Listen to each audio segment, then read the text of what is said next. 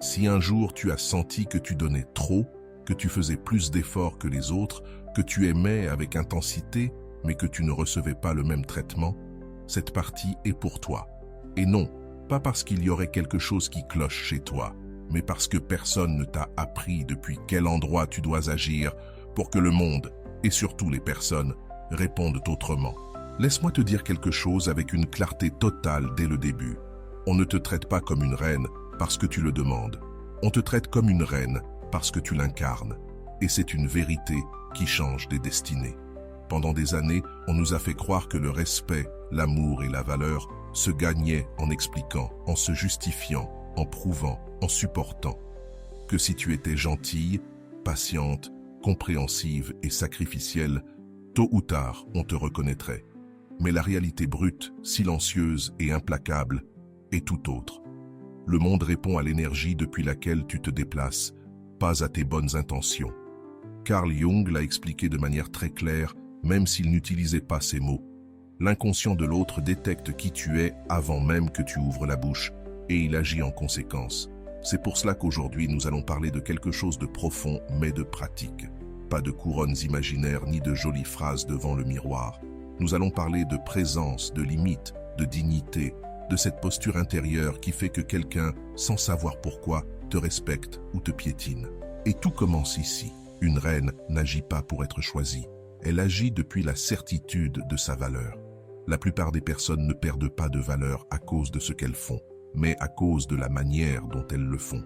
Quand tu te justifies trop, quand tu poursuis l'attention, quand tu tolères ce qui te dérange pour ne pas perdre quelqu'un, quand tu t'adaptes jusqu'à disparaître, tu envoies un message silencieux. Ma place est négociable. Et l'inconscient de l'autre entend cela parfaitement. Avant de continuer, je veux te demander quelque chose de très simple, mais de très puissant. Si ce message résonne en toi, reste jusqu'à la fin, parce qu'ici nous commençons à toucher à ce qui transforme réellement. Mets un like si un jour, tu as senti que tu donnais beaucoup et que tu recevais peu.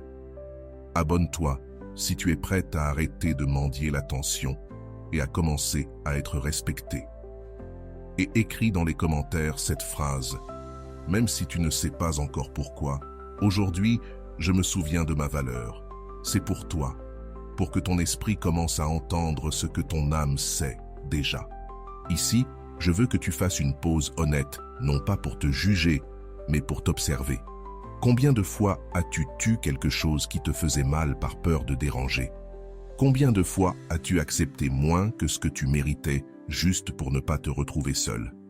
Combien de fois as-tu donné davantage en espérant qu'un jour on te valorise? Cela ne fait pas de toi quelqu'un de faible, cela fait de toi quelqu'un d'humain. Mais cela te montre aussi depuis quel endroit tu agissais. Une reine ne concurrence pas, ne supplie pas, ne poursuit pas, ne s'explique pas excessivement.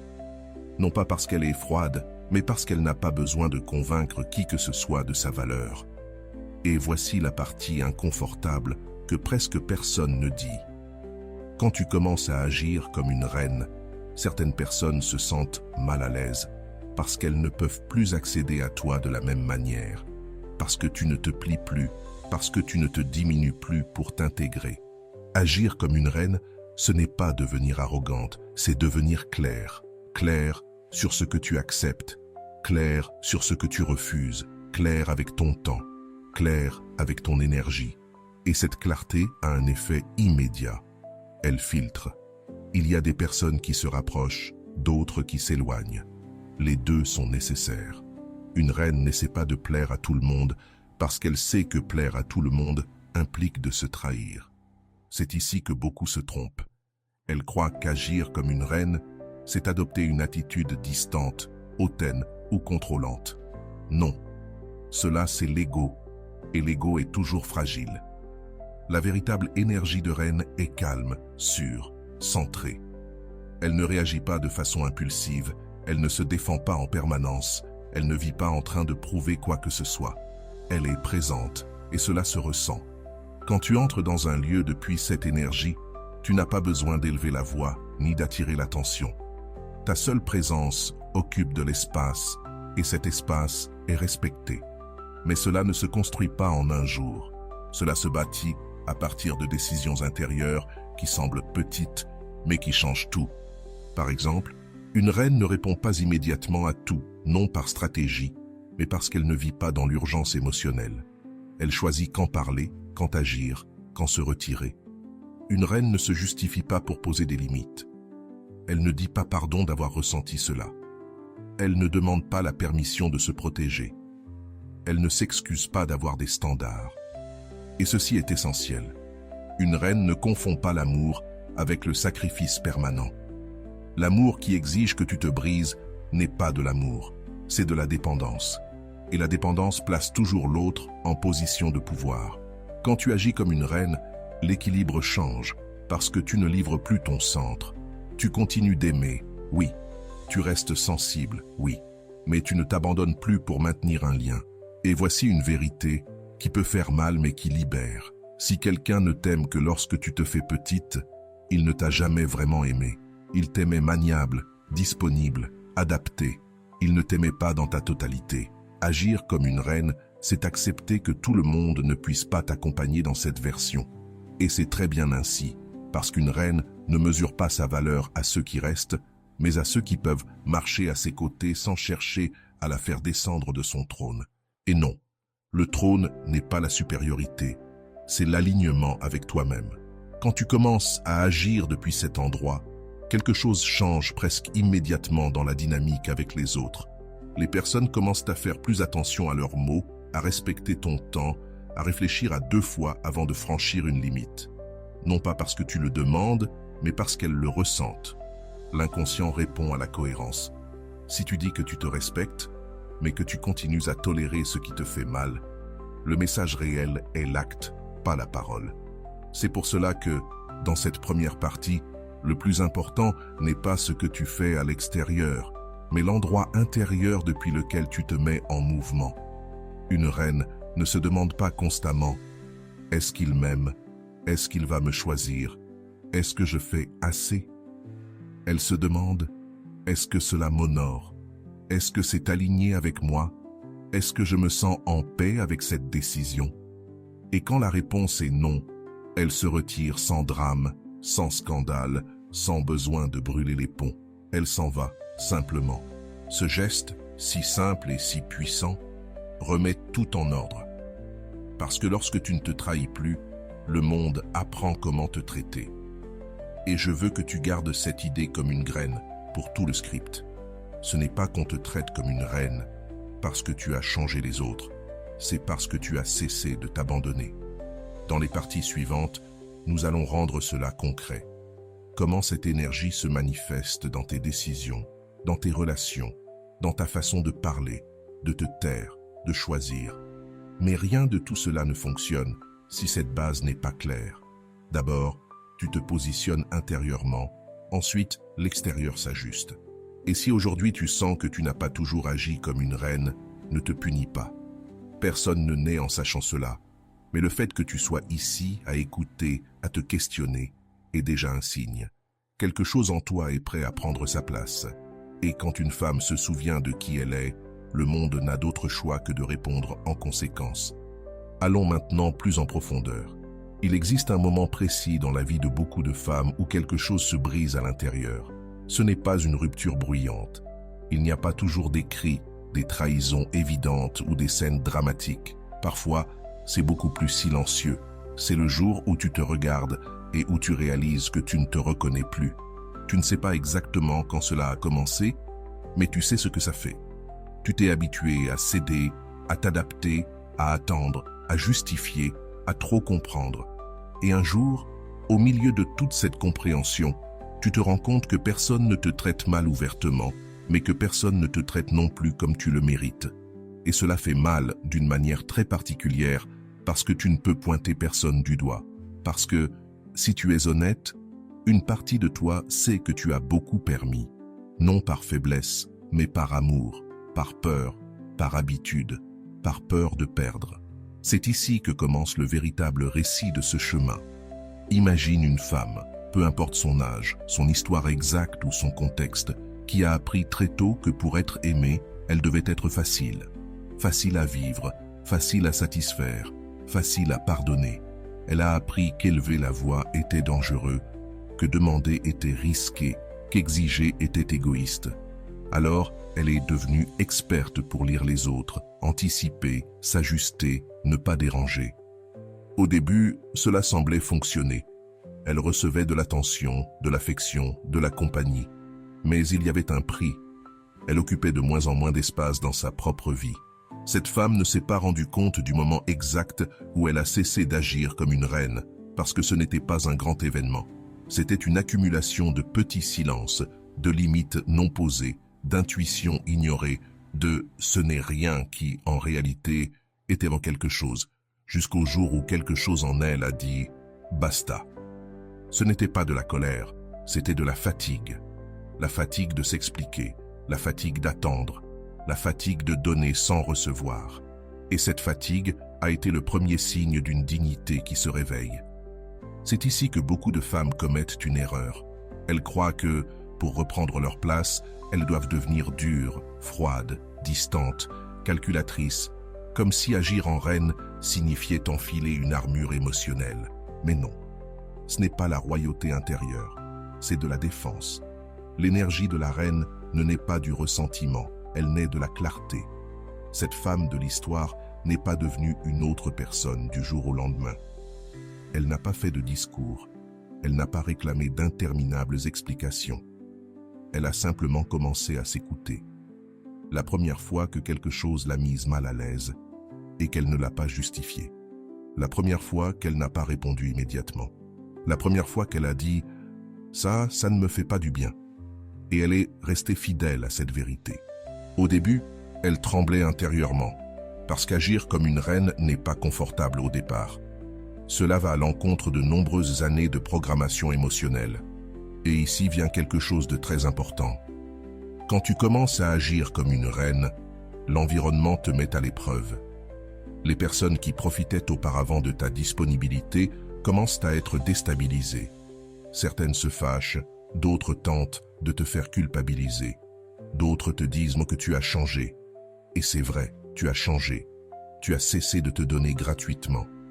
Ce moment est critique, parce que c'est là que tu décides si tu redeviens petite pour maintenir la paix ou si tu maintiens ta nouvelle place. Cette femme, pour la première fois, n'a pas trop expliqué. Elle n'a pas attaqué. Elle ne s'est pas défendue. Elle est simplement restée dans une posture calme, ferme, présente. Et quelque chose d'inattendu s'est produit. Certaines personnes sont parties. D'autres ont changé leur manière de la traiter. Et elle s'est sentie plus légère. Agir comme une reine, ce n'est pas imposer le respect, c'est arrêter de négocier ta dignité. Carl Jung parlait de l'individuation, le processus qui consiste à devenir qui tu es réellement, même si cela implique de décevoir des attentes extérieures. Et ce processus a toujours un coût initial.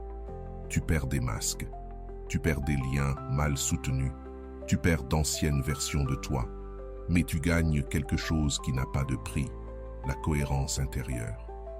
Quand une femme agit comme une reine, elle ne le fait pas pour provoquer une réaction spécifique chez quelqu'un. Elle le fait parce qu'elle ne peut plus se trahir sans ressentir une douleur plus grande. Et ce changement intérieur se diffuse partout, dans ta façon de marcher, dans ta façon de regarder, dans ta façon de parler, dans ta façon de te taire. Tu commences à parler plus lentement, à choisir tes mots avec plus de soin, à ne plus réagir depuis la blessure, à ne plus expliquer ta valeur.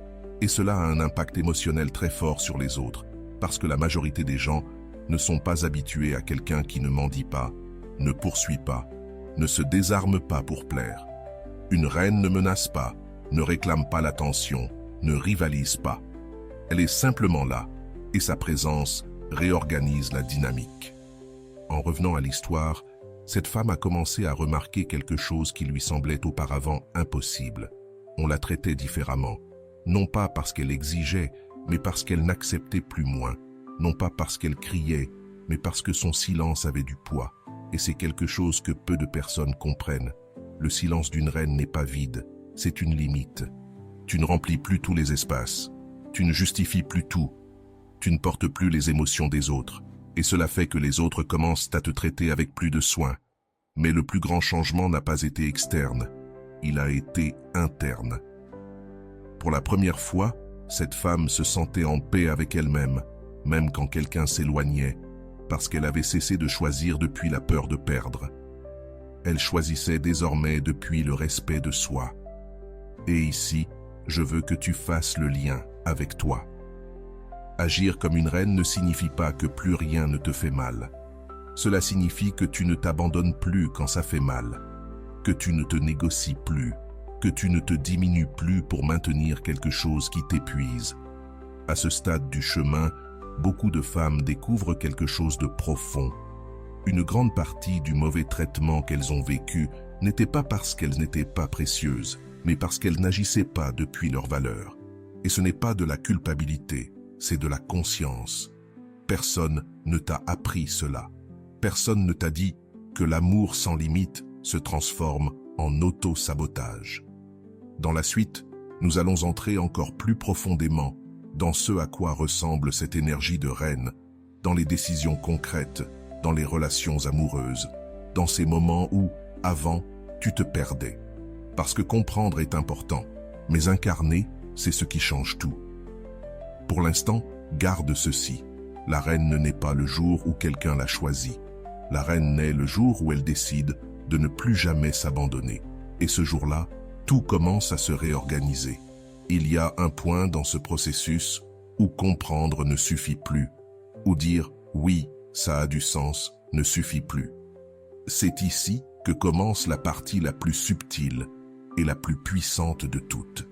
Quand agir comme une reine cesse d'être une idée et devient une manière d'être au monde. Et ce changement ne se produit pas dans les grands gestes. Il se produit dans les moments petits, silencieux, quotidiens.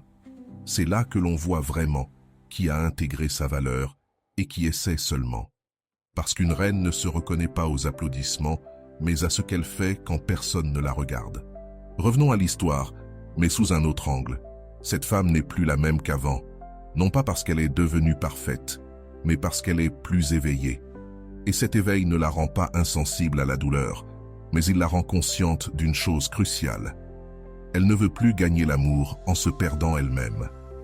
Avant, quand quelque chose n'allait pas, son premier réflexe était de se corriger. Elle pensait peut-être que je suis trop sensible, peut-être que j'exagère. Mieux vaut ne rien dire. Maintenant, non. Maintenant, elle s'arrête. Elle respire. Elle se demande, est-ce que cela me fait du bien ou est-ce que cela m'éteint? Et cette question change tout, parce qu'une reine n'agit pas depuis la réaction, elle agit depuis le choix. Elle ne répond plus automatiquement aux stimuli externes. Elle observe. Elle ressent. Elle décide. Et c'est là que beaucoup de personnes commencent à la traiter différemment, sans même s'en rendre compte. Parce qu'elles ne peuvent plus la manipuler de la même manière. Elles ne peuvent plus la pousser avec la culpabilité. Elles ne peuvent plus accéder à elle par l'urgence émotionnelle. Non pas parce qu'elle est devenue inaccessible, mais parce qu'elle est devenue sélective. Et la sélectivité est l'une des caractéristiques les plus incomprises de l'énergie de reine.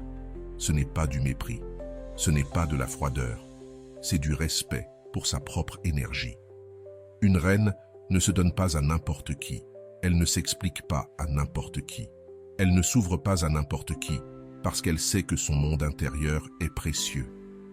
À ce stade du chemin, un conflit interne très courant apparaît, la culpabilité.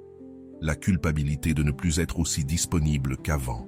La culpabilité de ne plus répondre de la même manière. La culpabilité de poser des limites. La culpabilité de te choisir. Et ici, je veux m'arrêter, parce que c'est essentiel. Cette culpabilité ne signifie pas que tu fais quelque chose de mal. Elle signifie que tu brises un ancien schéma. Elle signifie que ton système émotionnel est en train de se réajuster. Pendant des années, on t'a récompensé pour donner, pour céder, pour t'adapter. Maintenant que tu ne le fais plus de la même façon, l'inconfort apparaît. Mais une reine ne fuit pas cet inconfort, elle le traverse. Cette femme, par exemple, commence à remarquer qu'elle ne se sent plus obligée d'expliquer ses décisions. Avant, elle aurait donné de longs arguments pour justifier un non. Maintenant, elle dit simplement « Je ne me sens pas à l'aise avec ça ». et elle s'arrête là. Ce silence ferme a plus de pouvoir que 1000 explications. Parce que celui qui a besoin de trop de raisons pour te respecter n'a jamais vraiment été disposé à le faire. Agir comme une reine implique aussi d'accepter quelque chose de dur, mais libérateur. Tous les liens ne survivent pas quand tu élèves ton standard intérieur. Et ce n'est pas une perte, c'est une épuration. Avant, cette femme faisait tout pour maintenir des relations à n'importe quel prix. Maintenant, elle comprend qu'une relation qui n'existe que lorsqu'elle se sacrifie n'est pas un lien, c'est un fardeau. Et c'est là qu'il se passe quelque chose de très intéressant. Quand tu cesses de poursuivre, tu commences à attirer depuis un autre endroit. Non pas depuis le besoin, mais depuis la cohérence. Les personnes qui arrivent maintenant ne le font pas parce qu'elles ont besoin de toi, mais parce qu'elles te reconnaissent. Non pas parce qu'elles peuvent t'utiliser, mais parce qu'elles te respectent. Et même si, au début, cela peut sembler plus solitaire, c'est infiniment plus digne. Une reine ne remplit pas sa vie de gens, elle remplit sa vie de vérité. À cette étape, beaucoup de femmes réalisent que la majeure partie de leur épuisement émotionnel ne venait pas de leur sensibilité, mais du fait d'être toujours disponible pour ceux qui ne les nourrissaient pas. Maintenant, non. Maintenant, tu choisis où être, avec qui te partager, quand parler, quand te retirer. Et ce choix constant construit quelque chose de très profond, la confiance en toi. Parce qu'à chaque fois que tu te choisis, tu renforces intérieurement l'idée que tu peux prendre soin de toi. Et quand tu as confiance en toi, tu n'as plus autant besoin que les autres te valident. Et c'est ici qu'apparaît un autre trait clé de l'énergie de reine, le calme. Pas un calme passif, mais un calme qui naît du fait de ne plus rien poursuivre, de ne plus chercher à prouver, de ne plus supplier. Cette femme ne s'accélère plus face au silence de quelqu'un. Elle ne s'angoisse plus si elle ne reçoit pas de réponse immédiate. Elle n'interprète plus chaque geste comme une menace, non pas parce que cela ne lui importe plus, mais parce qu'elle ne s'abandonne plus elle-même dans le processus. Et ce calme est magnétique, parce que dans un monde saturé d'urgence, le calme se distingue. Dans un environnement de manque, la stabilité se ressent comme une force. Au milieu du chaos émotionnel, une personne centrée devient une référence. Cela ne signifie pas que tu ne doutes jamais. Tu doutes, bien sûr que tu doutes, mais désormais tu n'agis plus depuis le doute. Tu l'observes, tu l'écoutes et tu restes fidèle à toi-même. Une reine n'élimine pas ses émotions, elle les intègre. Un autre point essentiel sur cette partie du chemin concerne la manière dont tu gères le conflit. Avant, tu évitais peut-être d'affronter par peur de perdre, ou bien tu explosais après avoir trop accumulé. Maintenant, non. Maintenant, tu sais parler sans attaquer, poser des limites sans détruire, dire des vérités sans humilier. Cela aussi, c'est de la royauté intérieure, parce qu'une reine n'a pas besoin de gagner des disputes, elle a besoin d'être cohérente. Et cette cohérence se voit particulièrement quand quelque chose se termine, quand un lien n'est plus aligné.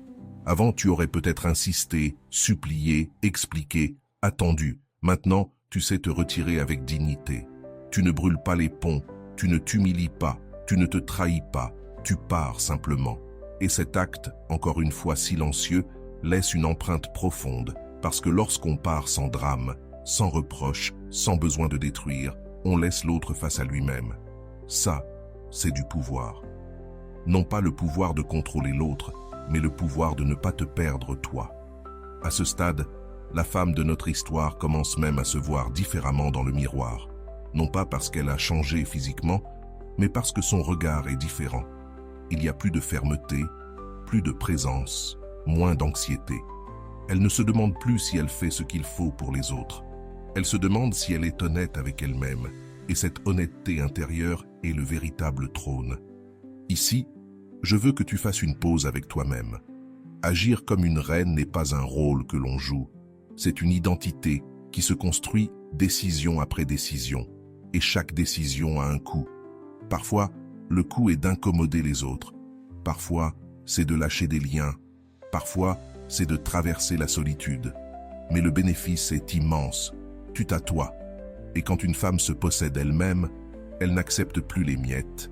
Elle ne négocie plus sa dignité. Elle ne se contente plus de moins que ce qui l'honore. cela ne la rend pas exigeante, cela la rend claire. À ce stade du chemin, tu n'as plus besoin de prouver que tu es une reine. Tu agis simplement depuis cet endroit et le monde, tôt ou tard, s'ajuste. Certains ne sauront pas quoi faire de toi, d'autres s'élèveront à ton niveau, d'autres partiront. Tout cela fait partie de l'ordre naturel, parce qu'une reine ne reste pas là où elle doit se rapetisser pour rentrer. Dans la suite, nous allons entrer dans l'un des aspects les plus délicats et les plus transformateurs. La manière dont cette énergie se manifeste spécifiquement dans l'amour et les relations intimes. Là où autrefois tu te perdais, tu apprendras maintenant à rester avec toi. Mais pour l'instant, garde cette vérité profonde et simple. Tu n'agis pas comme une reine pour être mieux traitée. Tu agis comme une reine parce que tu ne sais plus vivre autrement. Et quand cela arrive, le respect cesse d'être une négociation, il devient une conséquence. Il existe une étape dans ce processus qui marque un avant et un après définitif. Elle n'est pas visible de l'extérieur, mais à l'intérieur, elle réorganise tout. C'est le moment où agir comme une reine cesse d'être un effort conscient et devient ton état naturel. Tu n'essaies plus de maintenir ta posture, tu ne te rappelles plus sans cesse ce que tu mérites. Tu ne peux simplement plus revenir en arrière parce que quelque chose en toi s'est ajusté. À cette étape, beaucoup de femmes découvrent une vérité inconfortable, mais profondément libératrice. Une grande partie de leur souffrance ne venait pas de ce que les autres faisaient, mais de combien elles se trahissaient pour maintenir des liens qui n'étaient pas à la hauteur de leur maturité émotionnelle. Et une fois que tu vois cela, tu ne peux plus l'ignorer. Agir comme une reine à ce stade signifie que tu détectes le désalignement beaucoup plus tôt. Tu n'as plus besoin d'atteindre la limite, tu n'as plus besoin de toucher le fond. Ton corps, ton intuition, ton énergie t'avertissent rapidement quand quelque chose ne va pas. Et là apparaît quelque chose de très puissant. La confiance intérieure. La confiance pour partir avant de te briser. La confiance pour dire non sans culpabilité. La confiance pour soutenir le silence là où, avant, tu aurais trop expliqué.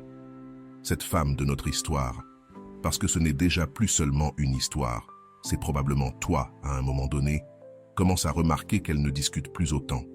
Non pas parce que tout va bien, mais parce qu'elle n'a plus besoin de convaincre qui que ce soit.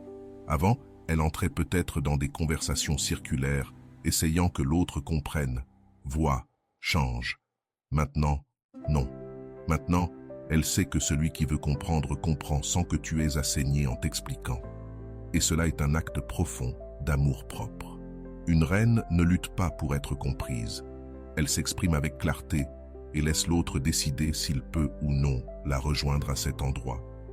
C'est ici que de nombreuses dynamiques anciennes s'effondrent d'elles-mêmes. Des personnes qui allaient et venaient se sentent maintenant mal à l'aise. Non pas parce que tu es différente dans ton essence, mais parce que tu n'es plus disponible pour le même jeu. Tu ne poursuis plus, tu ne sauves plus, tu ne surexpliques plus. Et cela génère quelque chose d'intéressant. Certaines personnes tentent de te provoquer pour voir si tu réagis comme avant. Elles cherchent le conflit, le drame, la version de toi qui débordait émotionnellement, mais elles ne la trouvent plus. Et non pas parce que tu te réprimes, mais parce que désormais, tu te régules depuis ton centre. La régulation émotionnelle est l'un des piliers silencieux de l'énergie de reine. Il ne s'agit pas de ne pas ressentir, il s'agit de ne pas agir depuis l'impulsion, de ne pas livrer le contrôle de tes émotions à des stimuli extérieurs. Avant, un mot pouvait te déséquilibrer, un silence pouvait te défaire, un geste pouvait te faire douter de tout. Maintenant, non. Maintenant, tu ressens, mais tu ne te perds plus dans ce que tu ressens. Cela transforme radicalement la manière dont tu entres en relation, surtout en amour. Dans les relations intimes, agir comme une reine signifie quelque chose de très concret. Tu ne donnes plus que ce que le lien peut contenir. Tu n'avances plus l'amour en espérant que l'autre te rattrape. Tu n'investis plus émotionnellement en attendant d'être choisi. Tu restes à ta place, et cette place est solide. Une reine ne se donne pas depuis la fantaisie, mais depuis la réalité. Elle observe, elle ressent, elle avance avec cohérence. Si l'autre s'approche, elle répond. Si l'autre s'éloigne, elle ne court pas derrière. Non par orgueil, mais parce qu'elle comprend que l'amour ne se poursuit pas, il se rencontre au même niveau. Cette compréhension change complètement la dynamique de pouvoir. Il n'y a plus de lutte, plus d'anxiété, plus ce va-et-vient épuisant du « il m'aime » ou « il ne m'aime pas », parce qu'une reine ne reste pas là où elle doit constamment se demander si elle est suffisante. Une autre vérité profonde apparaît ici. Quand tu agis comme une reine, tu n'as pas besoin de contrôler le résultat. Si quelqu'un reste, il reste parce qu'il le peut. Si quelqu'un part, il part parce qu'il n'était pas prêt. Et toi, tu restes debout. Cela ne signifie pas que cela ne fait pas mal quand quelque chose se termine. Ça fait mal, mais cela ne te détruit plus, cela ne te désarme plus, parce que tu ne t'es pas perdu dans le processus. La différence est immense. Avant, une rupture pouvait te faire douter de ta valeur. Maintenant, une rupture te fait mal, mais elle ne te définit pas. Tu sais qui tu es, même dans le deuil. Et cette force ne s'achète pas, ne se simule pas, elle se construit. À ce stade, beaucoup de femmes changent aussi leur relation à la solitude. Avant, la solitude était un vide à combler. Maintenant, c'est un espace à préserver. Une reine n'a pas peur d'être seule, elle a peur d'être mal accompagnée. Et cela redéfinit tout. Tu n'acceptes plus les miettes d'attention. Tu ne confonds plus intensité et amour. Tu n'appelles plus connexion ce qui n'est que carence partagée. Ton standard intérieur s'élève, non pas parce que tu te crois supérieur, mais parce que tu te respectes davantage. Et ici, je veux dire quelque chose de très clair. Agir comme une reine ne garantit pas que tout sera facile. Cela garantit que tout sera vrai. Il y aura des moments de doute, de nostalgie, de tentation de revenir vers le connu, parce que le connu, même s'il fait mal, est confortable. Mais chaque fois que tu choisis de ne pas retourner vers ce qui t'amoindrit, tu renforces ton identité. Chaque fois que tu maintiens une limite, même si ta voix tremble, tu deviens plus forte à l'intérieur. Et arrive un moment où tu ne peux plus accepter moins, non par rigidité, mais parce que ton système interne ne le tolère plus. Cela se reflète aussi dans la manière dont tu te traites toi-même. Tu ne te parles plus avec dureté, tu ne culpabilises plus de ressentir, tu n'exiges plus la perfection, tu te parles avec respect. Parce qu'une reine ne se maltraite pas intérieurement, tout en exigeant le respect à l'extérieur. Tout commence à l'intérieur. Et lorsque cette cohérence interne se consolide, quelque chose de très intéressant se produit. Les bonnes personnes commencent à te trouver. Pas en masse, pas dans le bruit, mais avec une qualité complètement différente. Des personnes qui ne veulent pas te changer, qui ne sont pas effrayées par ta clarté, qui ne te mettent pas en compétition, qui ne te demandent pas de te faire plus petite. Des personnes qui te voient et qui restent, non pas parce qu'elles ont besoin de toi, mais parce qu'elles te respectent. Et si elles n'arrivent pas immédiatement, ce n'est pas grave, parce que tu n'es plus en train d'attendre pour vivre. Ta vie est déjà pleine avec toi. C'est cela, agir comme une reine, dans son expression la plus élevée. Ne pas dépendre de l'extérieur pour te sentir complète. Ne pas avoir besoin d'approbation pour avancer.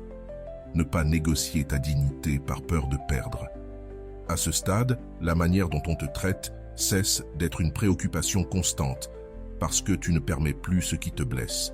Et ce qui n'est pas permis disparaît. Dans cette dernière partie, nous allons clore tout ce parcours. Nous allons relier les pièces et amener cela à un niveau encore plus profond. Comment maintenir cette énergie dans le temps, même lorsque la vie te met à l'épreuve? Parce qu'agir comme une reine n'est pas une destination. C'est un engagement quotidien envers toi-même. Et quand tu l'assumes, ta vie ne redevient plus jamais la même. Il arrive un moment sur le chemin où tu ne cherches plus de signes, plus de confirmations, ni plus d'explications. Non pas parce que tu as toutes les réponses, mais parce que tu ne t'abandonnes plus pendant que tu les cherches. C'est la véritable fin de cette transformation, et en même temps son véritable commencement. Agir comme une reine dans sa forme la plus profonde n'est pas une stratégie pour que les autres changent. C'est une décision intérieure qui réorganise ta vie de l'intérieur vers l'extérieur. Et lorsque cet ordre interne s'installe, le monde répond ou s'éloigne. Les deux sont justes. Ici, dans cette dernière partie, nous n'allons pas parler de théorie. Nous allons parler de ce qui reste quand tout le reste tombe, de ce qui demeure lorsque tu n'essaies plus d'être quoi que ce soit pour qui que ce soit. de ce qui émerge lorsque tu cesses de jouer un rôle et que tu commences à être. Parce qu'une reine ne se soutient pas par la validation extérieure, elle se soutient par son identité. Arriver jusqu'ici implique d'avoir traversé de nombreuses couches. La couche de la complaisance, celle de la peur de perdre, celle de la culpabilité de te choisir, celle de la douleur de lâcher ce qui n'était pas aligné. Ce n'était ni facile, ni rapide, ni confortable, mais c'était honnête. Et l'honnêteté intérieure a une conséquence incontestable. La paix. Pas une paix parfaite, mais une paix solide. Une paix qui ne dépend pas du fait que tout aille bien, mais du fait que tu ne te trahis plus. Cette paix se ressent dans le corps, dans ta respiration, dans ta façon de bouger, dans la manière dont tu regardes les autres dans les yeux. Une femme qui agit comme une reine ne vit plus dans l'accélération émotionnelle. Elle ne court plus après des explications, elle n'essaie plus de contrôler les résultats, elle n'a plus besoin d'avoir le dernier mot. Elle a compris quelque chose d'essentiel. Le vrai pouvoir ne crie pas, ne poursuit pas, ne supplie pas. Le vrai pouvoir demeure. À cette étape, beaucoup de femmes découvrent que leur énergie change même lorsqu'elles ne disent rien. Elles n'ont plus besoin de s'imposer. Leur simple présence communique des limites, de la clarté, de la dignité, non par intimidation, mais par cohérence. Parce que lorsque ce que tu penses, ce que tu ressens et ce que tu fais est aligné, il n'y a plus de fissures par lesquelles les autres peuvent venir te désorganiser. C'est cela le trône intérieur. Une nouvelle relation au passé apparaît aussi. Avant, tu revisais peut-être sans cesse ce que tu avais mal fait, ce que tu avais dit de travers, ce que tu avais permis. Maintenant, tu regardes ton histoire avec compassion. Tu comprends que tu as fait de ton mieux avec la conscience que tu avais à ce moment-là. Une reine ne se punit pas pour avoir été naïve. Elle apprend, elle intègre, elle avance. Et cela libère une quantité énorme d'énergie. Une énergie qui était auparavant prisonnière de la rumination, de la culpabilité, des « et si ». Une énergie qui revient maintenant à toi, à ta créativité, à ton corps, à ta vie.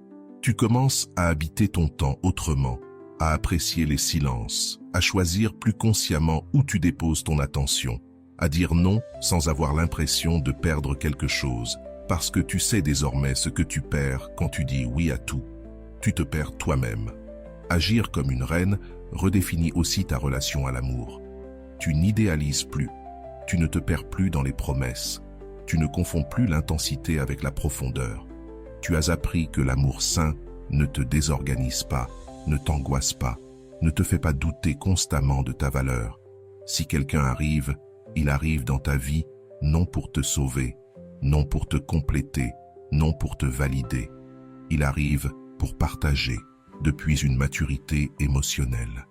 Et s'il n'arrive pas, ta vie reste pleine.